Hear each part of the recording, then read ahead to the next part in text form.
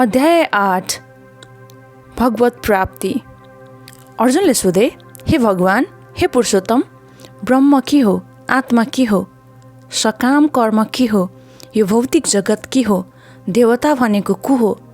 मलाई कृपया यसको बारेमा वर्णन गर्नुहोस्। हे मधुसूदन, यज्ञको स्वामी को हो र ऊ शरीरमा कसरी रहन्छ? अनि भक्तिमा लागेका व्यक्तिहरूले मृत्युकालमा कसरी हजुरलाई चिन्न सक्छन्?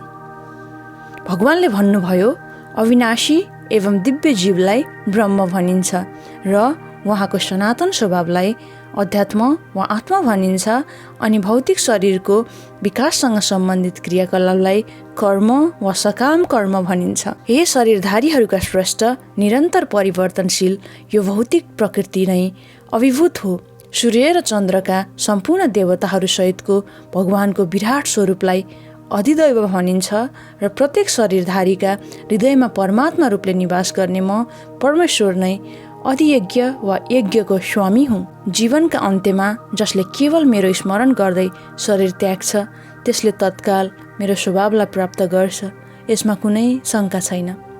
हे कुन्ती पुत्र, शरीर त्याग गर्ने समयमा मानिसले जुन जुन अवस्थाको स्मरण गर्छ, त्यसले निश्चित रूपमा मृत्युपछि त्यही स्थिति प्राप्त गर्छ।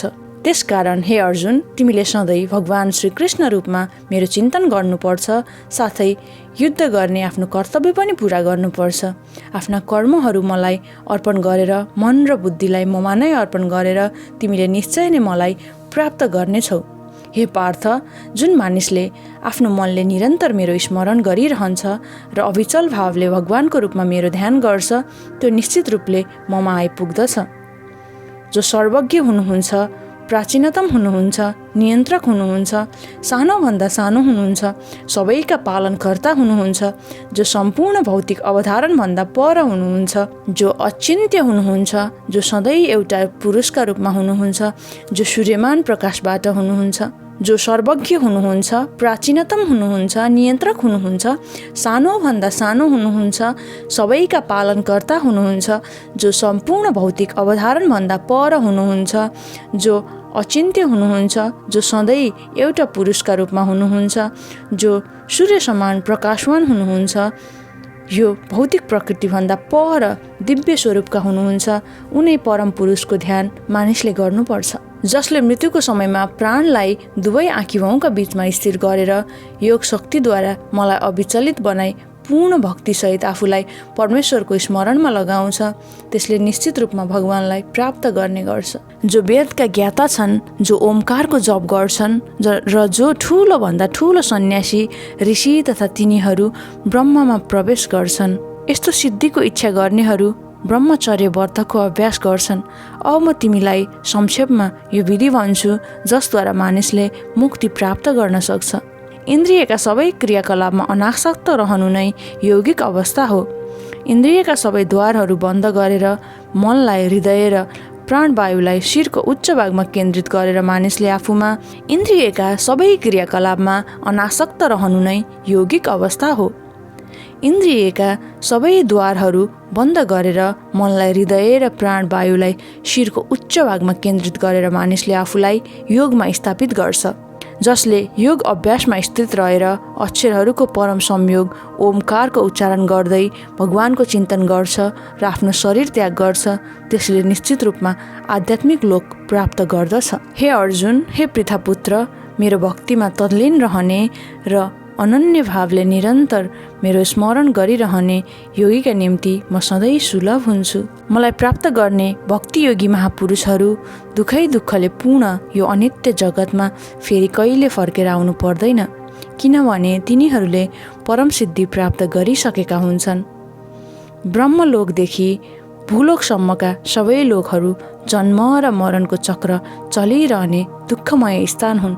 तर हे कुन्ती पुत्र, जो मेरो धाममा पुग्छ उसलाई फेरि कहिले जन्मनु र मर्नु पर्दैन। मानवीय गणना अनुसार 1000 युग मिलेर ब्रह्माको एक दिन हुन्छ, तथा यति नै समयको उहाँको एउटा रात्रि पनि हुन्छ।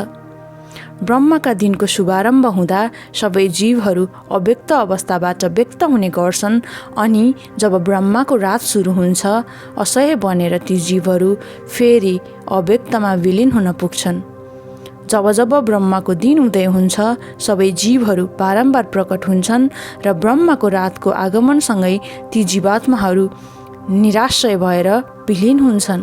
यसबाहेक एउटा अर्को अव्यक्त प्रकृति पनि छ जुन यो व्यक्त र अव्यक्त पदार्थभन्दा शाश्वत र दिव्य छ। त्यो कहिले पनि नाश नहुने पराशक्ति हो। संसारमा सबै वस्तु नष्ट हुँदा पनि त्यो यथावत रहिरहन्छ। वेदान्तीहरू जसलाई अव्यक्त र अविनाशी भन्छन्, जो सबैको गन्तव्य पनि हो र जसलाई प्राप्त गरेपछि कोही पनि फर्केर आउँदैन, त्यही नै मेरो परमधाम हो। भगवान सबैभन्दा महान हुनुहुन्छ। उहाँलाई अनन्य भक्तिद्वारा मात्र प्राप्त गर्न सकिन्छ।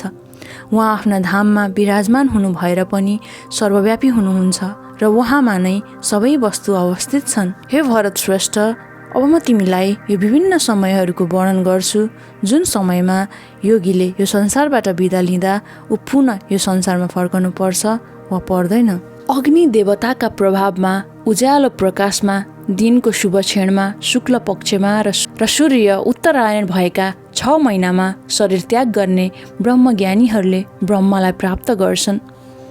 धुवाँ रात्रि कृष्ण पक्ष र सूर्य दक्षिणायन भएको समयमा शरीर त्याग गर्ने योगी चन्द्रलोकमा पुगेर फेरि पृथ्वीमा फर्केर आउँछ। वैदिक मतानुसार यो संसारबाट प्रस्थान गर्ने 2वटा मार्ग छन्। पहिलो प्रकाशमय मार्ग र दोस्रो अन्धकारमय मार्ग हो। प्रकाशमय मार्गबाट जाने व्यक्ति फर्केर आउँदैन, तर कृष्ण मार्ग वा अन्धकारमय पथबाट जाने व्यक्ति फेरि पृथ्वीमा फर्कन्छ।